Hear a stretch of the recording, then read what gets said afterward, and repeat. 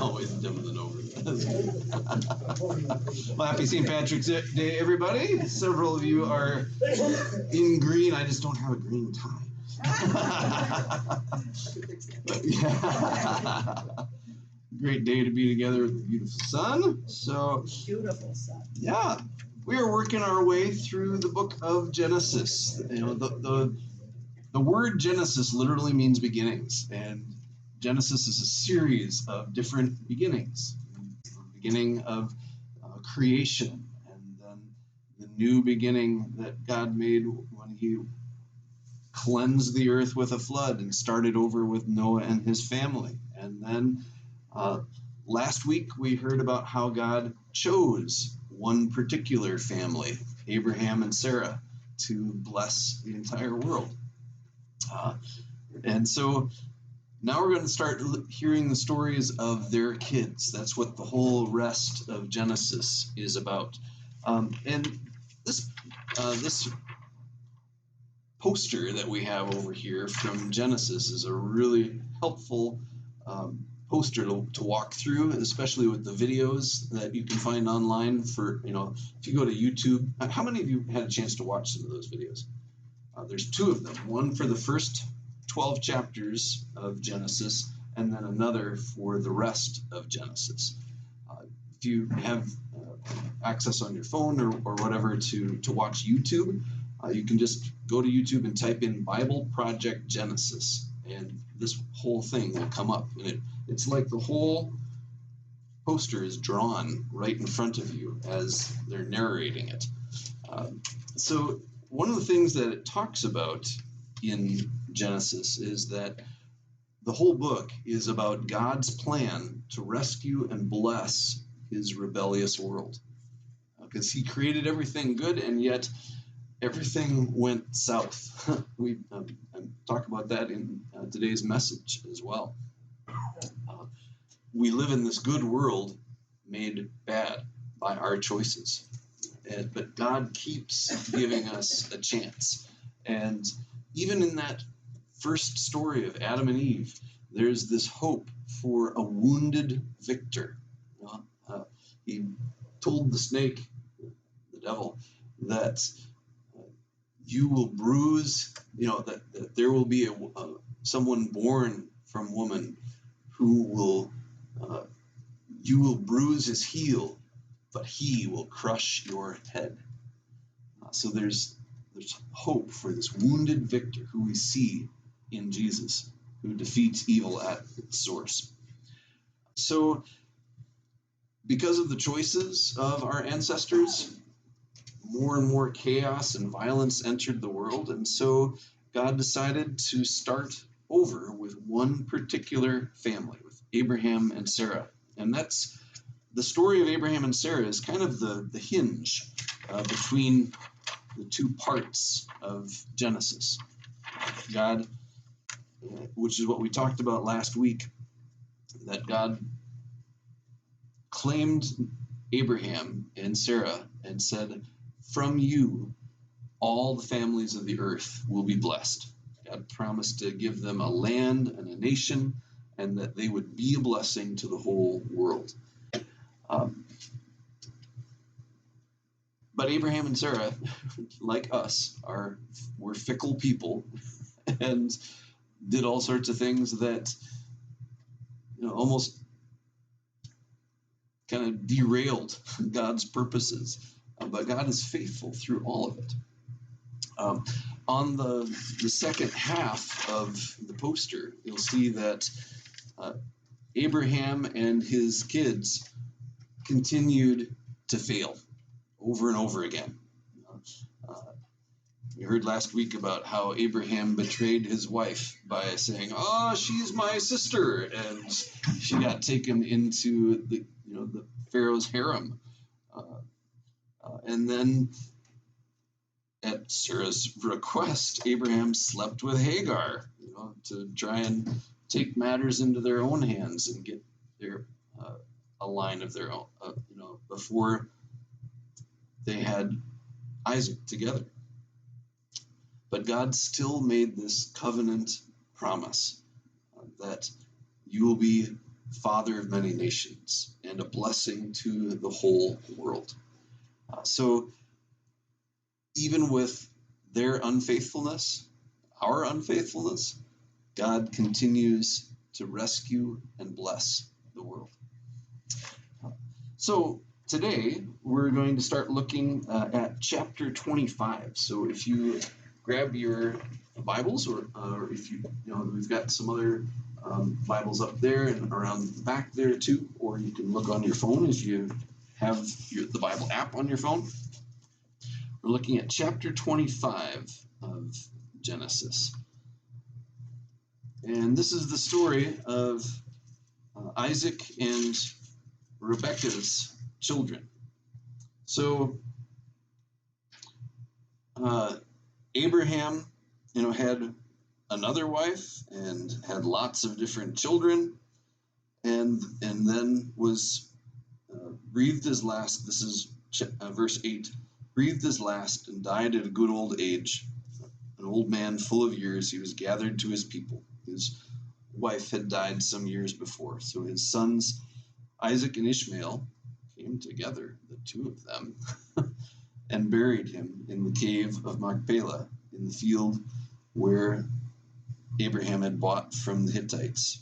So Abraham was buried with his wife Sarah. And so now, and then there's a long list of all of Ishmael's sons, because God blessed Ishmael as well. And he went on to have many nations that came from him. And then we hear about Isaac. So Isaac has married this girl, Rebekah, who was part of their family from way back. And will somebody read verses 21 to 26? Isaac, go ahead. And Isaac prayed to the Lord for his wife because she was barren. And the Lord granted his prayer. Rebekah, his wife, conceived. The children struggled together within her, and she said, "If it is thus, why is this happening to me?" So she went to inquire of the Lord, and the Lord said to her, "Two nations are in your womb, and two peoples from within you shall be divided. The one shall be stronger than the other, the older shall serve the younger." When her days to give birth were completed, behold, there were twins in her womb. The first came out red, all his body like a hairy coat, so they called his name Esau. Afterward, his brother came out with his hand holding Esau's heel, so his name was called Jacob. Isaac was 60 years old when she bore them. All right, so when Rebekah became pregnant, what did she notice? Yeah, there was more than one in there, and they were fighting. Any of you have a history of twins or other multiple births in your families?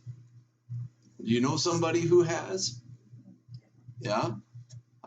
How many did they have?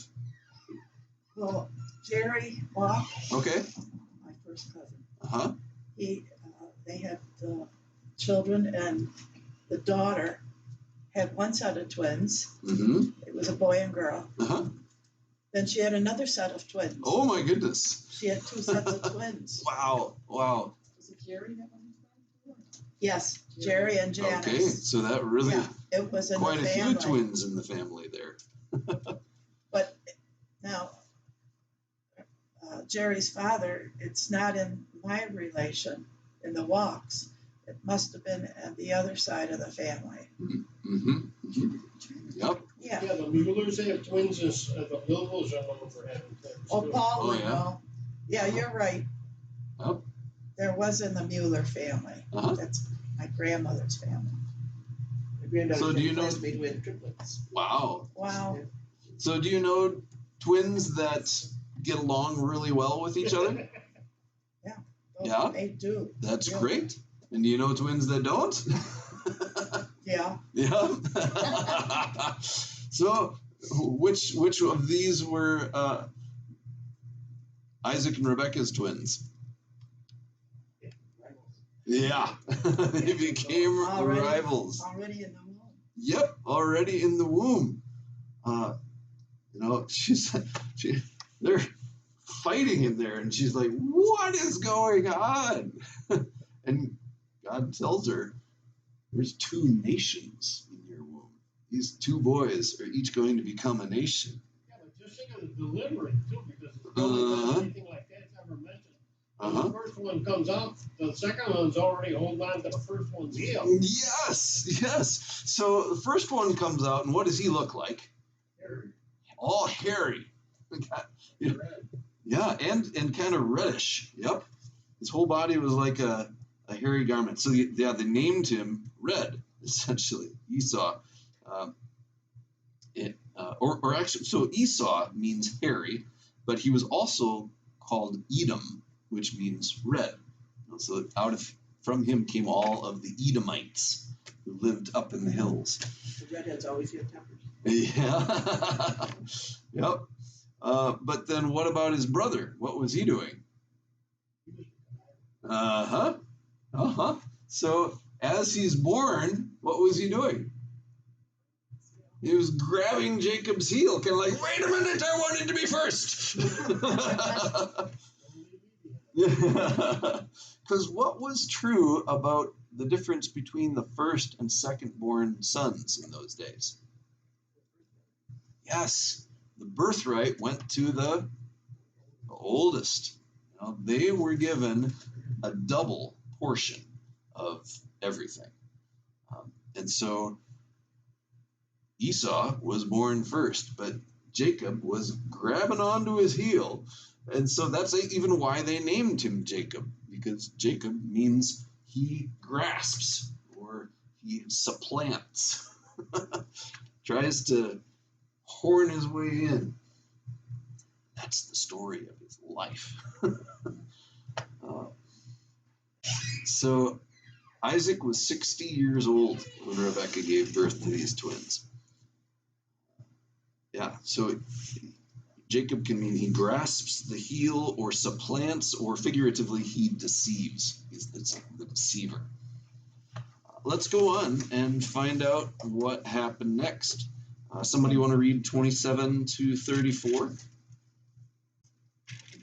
boys grew up, and Esau became a skillful hunter, a man of the open country, while Jacob was content to stay at home among the tents. Isaac, who had a taste for wild game, loved Esau, but Rebekah loved Jacob. Once Jacob was cooking some stew, Esau came in from the open country famished. He said to Jacob, "Quick, let me have some of that red stew. I'm famished." That is why it was also called Edom. Jacob replied, "First sell me your birthright." "Look, I am about to die," Esau said. "What good is the birthright to me?" But Jacob said, "Swear to me first." So he swore an oath to him, selling his birthright to Jacob. Then Jacob gave Esau some bread and some lentil stew. He ate and drank, and then got up and left. So Esau despised his birthright. Yeah. So as they grew, how did these twins become different from each other? The oldest one took everything for granted. And took things for granted. Okay. What else was different between the two of them? And a hunter. Yeah, Esau became a hunter. Jacob was a mother's boy, I guess. Yeah, absolutely. The parents kind of played favorites. So Jacob stayed among the tents. He was kind of a homeboy. Esau was a hunter. He liked to be out in the fields, out in the wilderness. And so how did Jacob trick Esau out of his birthright? He put on some hair on Well, that comes in a little bit, but this is his birthright that he gets in these verses. Well, he wasn't going to give him food. Yeah. Esau's, He was a hunter that he didn't have food. Well, he must not have gotten anything that day. If Abraham's all that wealthy, there's got to be somebody else cooking pots for this whole crew of people, Yep. all the servants. But he couldn't came. go over to anybody else and enough of you, little brother, and get some. Really? Right. Apparently he wasn't. No, he wasn't the brightest bulb on the floor. He's like, he's just hungry. He's banging his belly, and he's like, "Give me some of that stew. That smells so good." And Jacob, the conniver, says, here's my chance. Give me your birthright. Let me be the one who gets the double share of the inheritance. And Esau, he doesn't care. He's, I'm going to starve. I don't care. Take it. Just give me some of that stew. And it was a red stew. And so it says that's why it was also called Edom, red. And so he swore this oath to him, gave his birthright away. It's like he despised his birthright. So then, we get to chapter 26, and there's this long story of how Isaac kind of follows in his father's footsteps. You remember how, what happened when Abraham and Sarah went down to Egypt for a while. Remember what Abraham ended up telling people about Sarah? Oh yeah, she's my sister. And why was he doing that? Right, he was afraid, because Sarah was really beautiful, although she was like 90. And he was worried that, they're going to want you so much, they're going to kill me and take you. So why don't you just pretend that you're my sister? And then about that. Is that an excuse for something? What? Yeah, so she ends up getting taken into Pharaoh's harem, and then all of these terrible plagues come on Egypt. Interesting plagues on Egypt. And so they figure out this is happening because Pharaoh has taken this woman who's married. And so they finally said, "Now get out of here. We'll give you lots of stuff. Take some flocks and herds and everything. Get away. Get out of here." Yeah. Oh, I thought you were putting up your hand for a second. So I was just going to say, you must have been some kind of anti-wrinkle cream back she had good genes, apparently.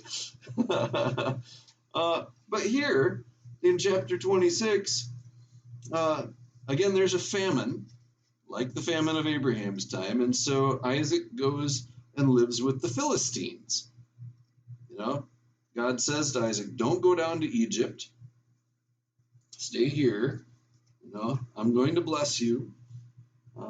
And verse 7, when the men of the place asked him about his wife, he said, "Oh, she's my sister," because he was afraid to say she's my wife. He thought the men of this place might kill me on account of Rebekah because she's beautiful.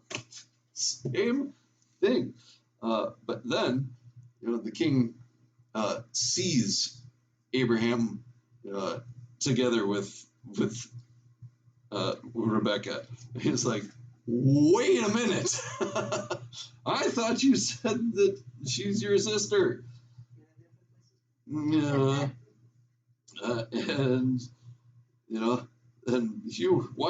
why have you done this to us? One of our men might have slept with your wife. You would have brought guilt upon us. And so, again, Isaac planted crops and that. So sometimes we're a little too much like our parents. Have you ever made similar mistakes to what your parents have? Or have you seen that play out in other families where the sins of the parents affect the generations after them.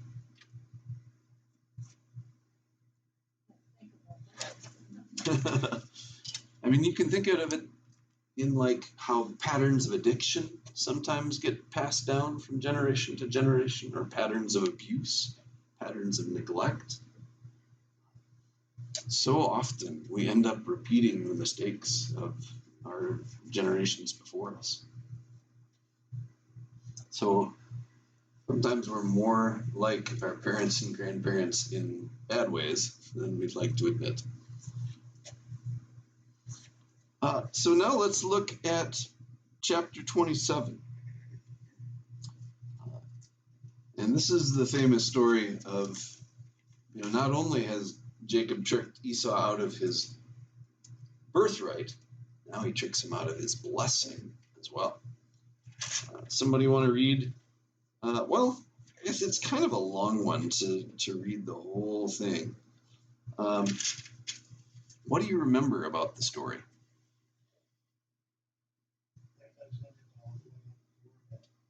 What's that?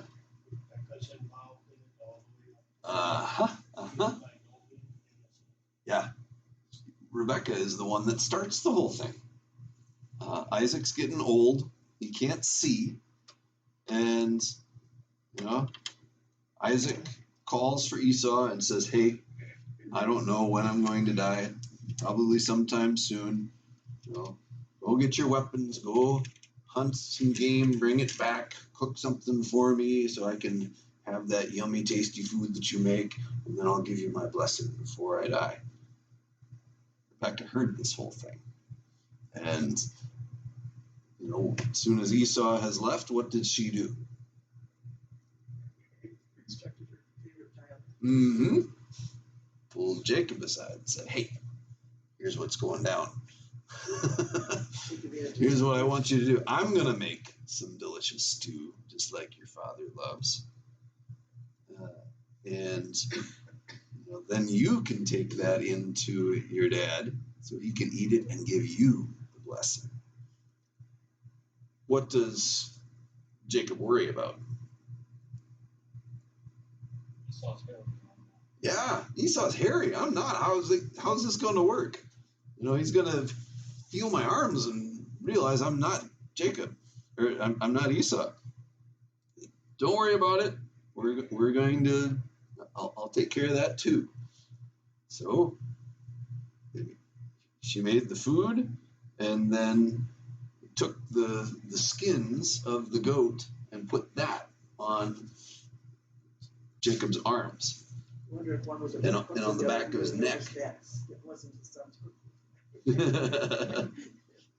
Apparently it was the same, he must have learned it from his mom's recipe, yeah. So she makes the food, gets the goat skins on, all in disguise, goes in and gives the meal to his dad and says, I'm Esau. How did you find that game so quickly? What does he say in response? First, oh, the Lord gave me success. Liar. Pants on fire.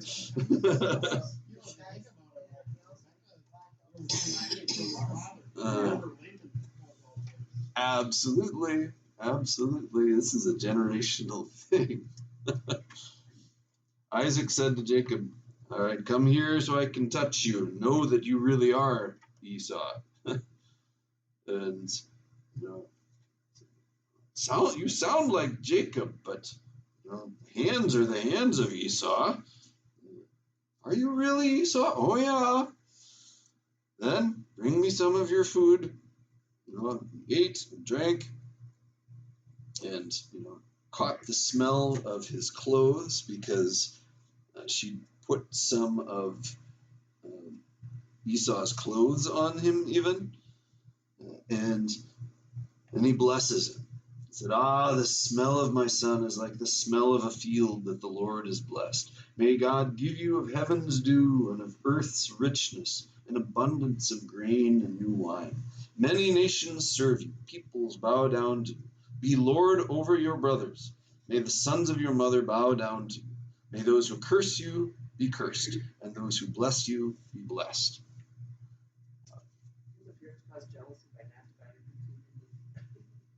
That was simply the tradition of the times, that the firstborn was always the one that received the greater blessing and honor. I've never stepped in.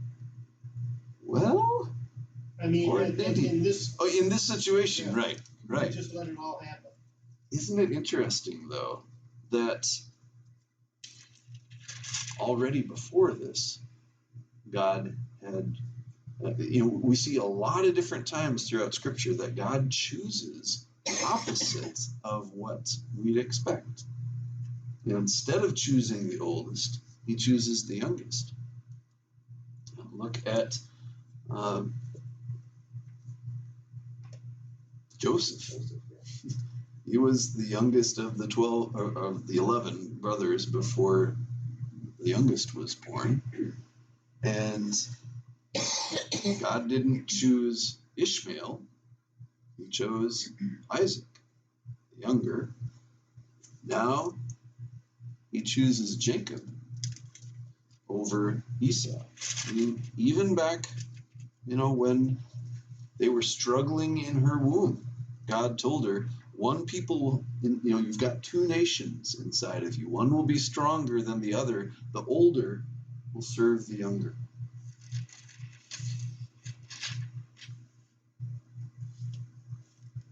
And so Isaac has given his blessing to the wrong son. And as soon as Jacob leaves the tent, what happens? Esau comes home. I got a deer, or whatever. Fixes it all up, comes on in. Hey, Dad, here's my stew that I made for you. And Isaac trembles violently and said, "Who was it then that hunted game and brought it to me? I ate it just before you came, and I blessed him, and indeed he will be blessed." And Esau was like, "No, bless me too, my father. Your brother came and deceitfully took your blessing. Isn't he rightly named Jacob, deceiver, heel grabber? He deceived me these 2 times. He took my birthright, and now he's taken my blessing. Haven't you reserved any blessing for me?"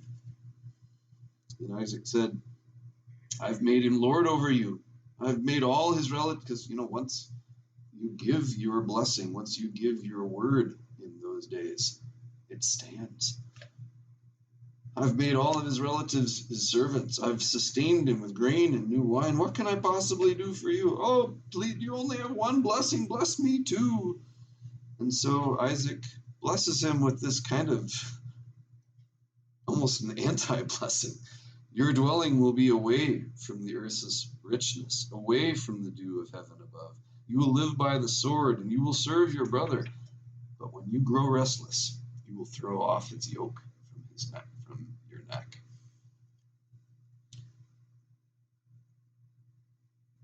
So, and this all happened because Rebekah was playing favorites. And Isaac was playing favorites too. They both had their favorite son. You ever seen married couples pick favorites or work against each other? If you've been married, how has family been a source of conflict for you? And the parents wonder why the kids fight like cats and dogs. Yep.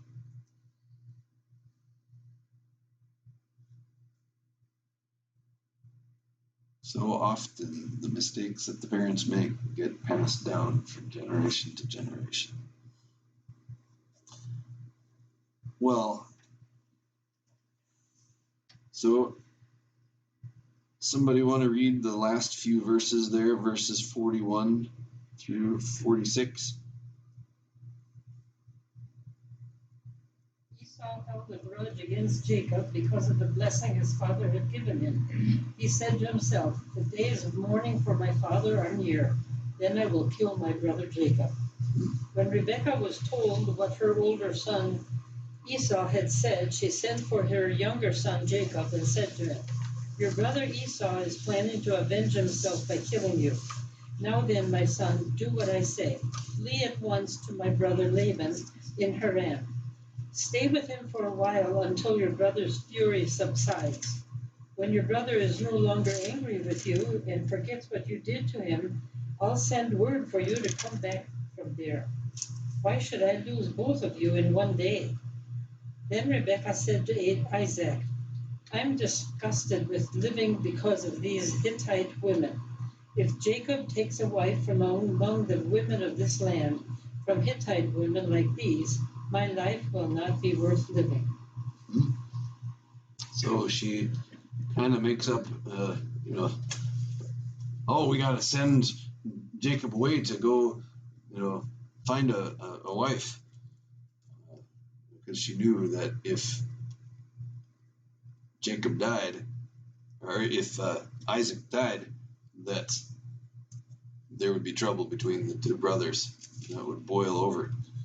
So Isaac called for Jacob, blessed him, said, "Don't marry a Canaanite woman. Go back to the house of your mother's father. Find a wife for yourself there from the daughters of Laban, your mother's brother. May God Almighty bless you, make you fruitful, and increase your numbers until you become a community of peoples. May he give you and your descendants the blessing given to Abraham, so that you may take possession of the land where you now live as an alien, the land God gave to Abraham." And so Isaac left. And so when Esau heard that Isaac had blessed Jacob and sent him off, and told him don't marry a Canaanite woman, then Esau realized that, oh, this isn't maybe a good idea. I shouldn't maybe marry one of them. And so he went, well, actually he had already married. Esau then realized how displeasing the Canaanite women were to his father Isaac. So he went to Ishmael and married the sister Mahalath, the sister of Nebaioth and daughter of Ishmael, in addition to the wives he already had. So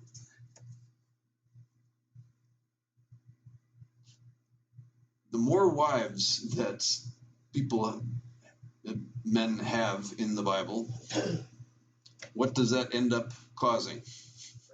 More and more trouble. Yeah, I mean, that was a common practice back then, but it never worked out well. More and more kids. Yep, more and more kids. From different families. Yep, different wives. yep. But it ends up causing trouble and conflict along the way. And a lot of it is because they play favorites with each other. They got to plan them to multiply. That's why they get so many. Oh yeah, that too. But It could be satisfied. Yep, I think it's more that God even used their poor choices, and turned them into blessings instead. So now Jacob leaves and sets out for Haran. Somebody read verse 10 through 15. And then I'll have someone else read 16 through 22. This is the story of Jacob's ladder, his dream. Meanwhile, Jacob left Beersheba and traveled toward Haran. At sundown, he arrived at a good place to set up camp and stopped there for the night. Jacob found a stone to rest his head against and lay down to sleep. As he slept, he dreamt of a stairway that reached from the earth up to heaven. and he saw the angels of God going up and down the stairway. At the top of the stairway stood the Lord, and he said, I am the Lord, the God of your father Abraham and the God of your father Isaac. The ground you are lying on belongs to you. I'm giving it to you and your descendants. Your descendants will be as numerous as the dust of the earth. They will spread out in all the directions, to the west and the east, to the north and the south. And all the families of the earth will be blessed through you and your descendants. What's more, I am with you, and I will protect you wherever you go. One day I will bring you back to this land. I will not leave you until I have finished giving you everything that I have promised you. Then Jacob woke up from his sleep and said, Surely the Lord is in this place, and I wasn't even aware of it. But he was also afraid and said, What an awesome place this is. It is none other than the house of God, the very gateway to heaven. All right, somebody else want to read the rest of that chapter, 18 to 22?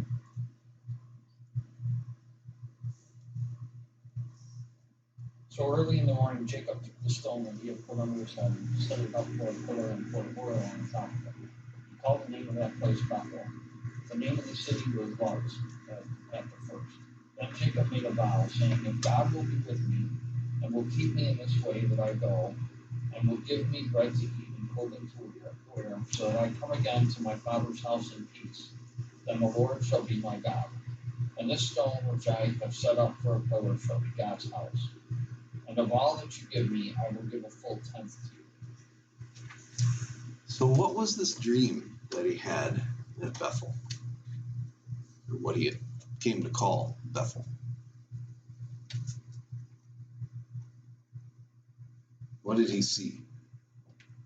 Stairway. Yeah, he saw the stairway. And what was happening on the stairway? Yeah, there are angels on this stairway or this ladder between heaven and earth. They were going up and down it. And so when he woke up, he realized, surely the Lord is in this place.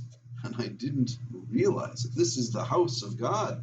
And so he called the place Bethel. What was he sleeping on at the time? He had a stone for a pillow. That just doesn't seem like it'd be the most comfortable thing to lie on. But he ends up setting that up as an altar and anointing it, and making that into a place of worship to commemorate the dream that he had. What promises did God make to him there?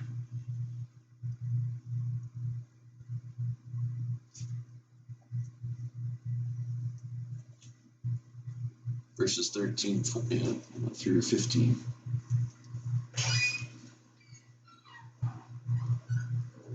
The land of the descendants. Yep.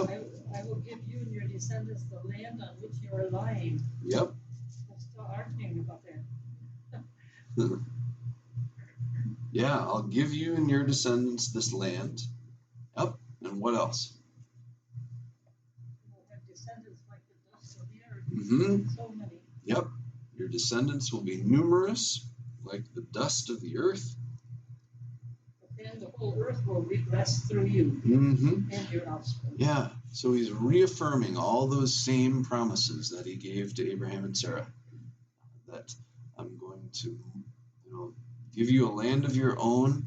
I'm going to multiply your descendants, and your family will be a blessing to the whole earth. All peoples on earth will be blessed through you and your offspring. Although interestingly, the word,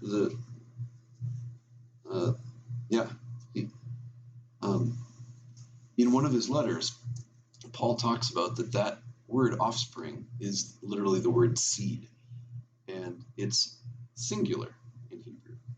Your seed. All people on earth will be blessed through your seed. How does that connect? How does this dream and those promises relate to Jesus.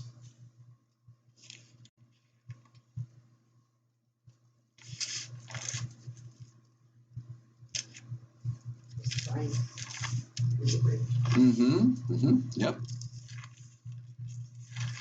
So hold your finger there in Genesis for a minute and flip over to the New Testament, to the Gospel of John.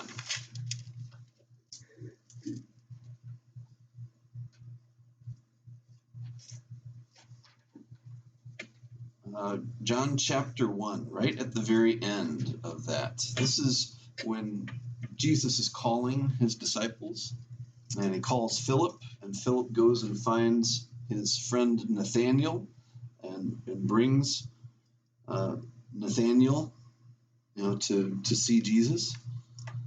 And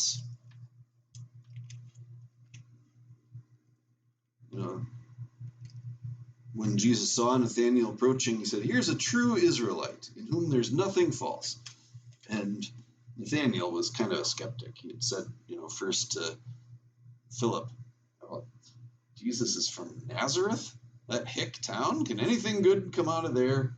And Philip just said, "Come and see." And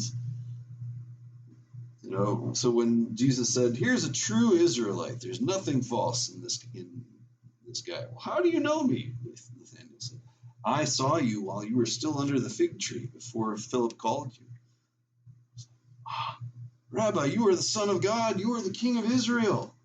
He suddenly went from being a doubter to being full of faith. And then Jesus said this. It's really interesting. "You believe because I told you I saw you under the fig tree. You shall see greater things than these. I tell you the truth. You shall see heaven open and the angels of God ascending and descending on the Son of Man."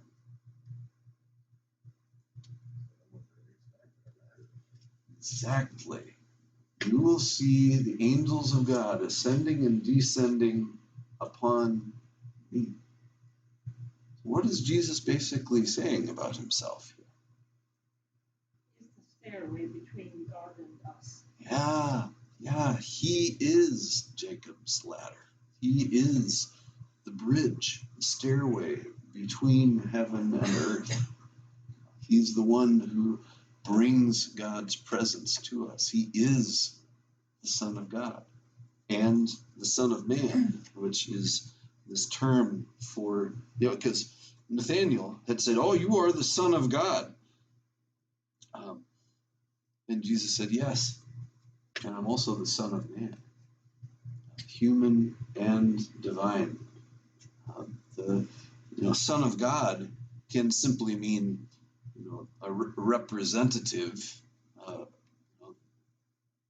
that we're all children of God, but a particular son that God has chosen. At Jesus' baptism, God said, "You are my son. With you I am well pleased." But the title Son of Man, that can mean just human being, but it can also mean the Son of Man that the prophet Daniel and some of the other prophets talked about, this one who would come as a representative of humanity to redeem all of humanity. So Jesus is saying he is that bridge. He is both the Son of God and the Son of Man. And he's the ladder from, the stairway. Not that we climb. Jacob doesn't climb the stairway. The angels are going up and down and bringing God's messages and God's blessing to us. Way back, it's way back this way. How that comes together there. Yeah, exactly. 1 Timothy 2 says a little bit about this too.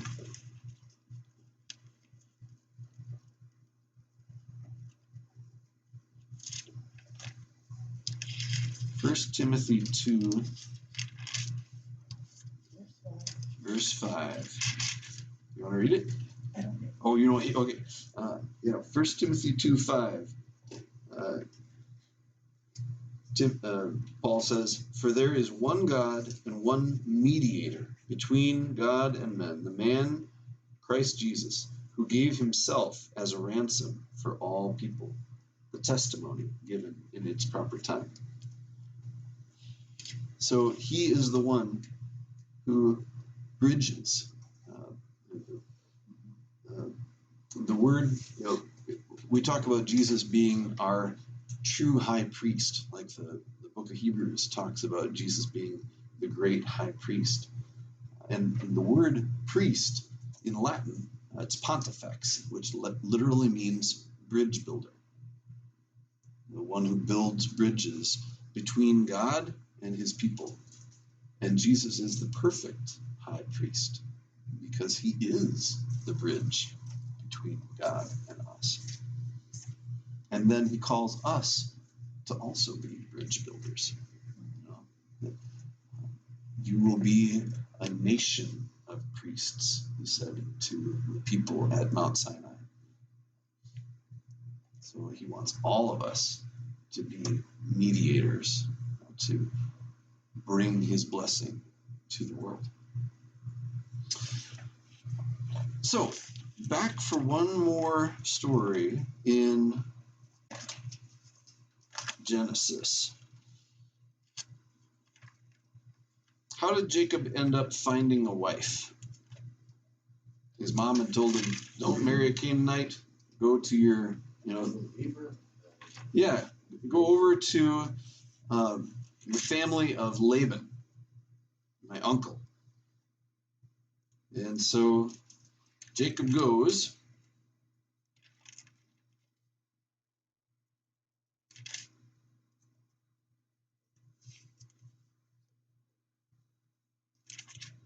He's also kind of running away because he knows that as soon as his dad dies, look out.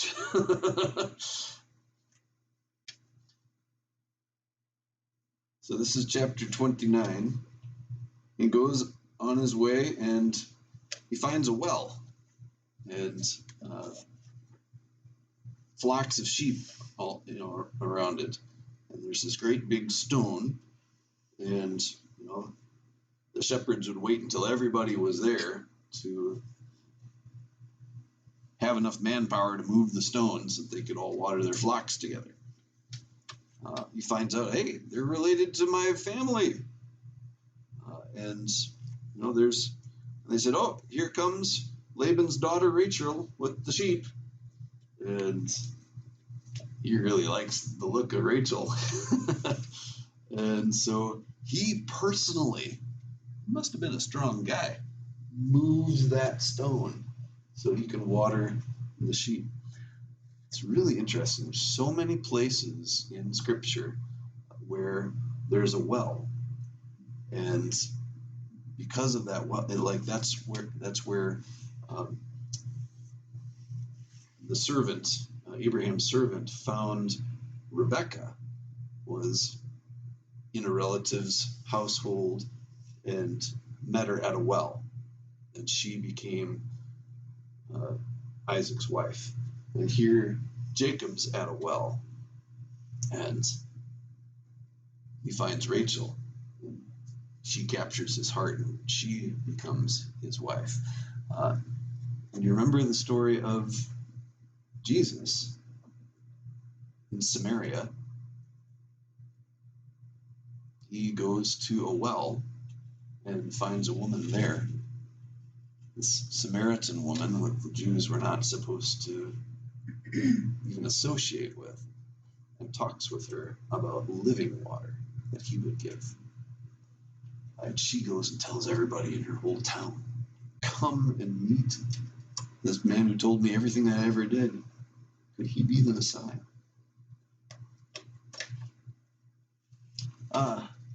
So what do you know about Jacob's wedding night?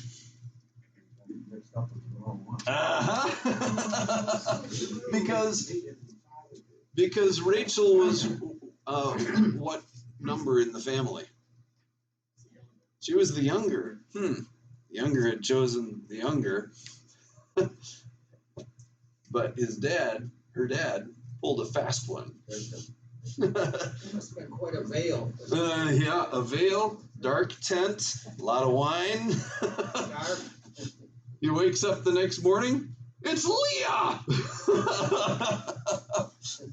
And that, and he had promised to work 7 years, or he'd worked 7 years to get Rachel. And then he winds up with Leah. And the guy said, finish out the bridal week. The wedding would last a whole week. And then I'll give you Rachel too. And you can work another 7 years for her. He knew a good thing when he saw it and wanted to keep this boy around.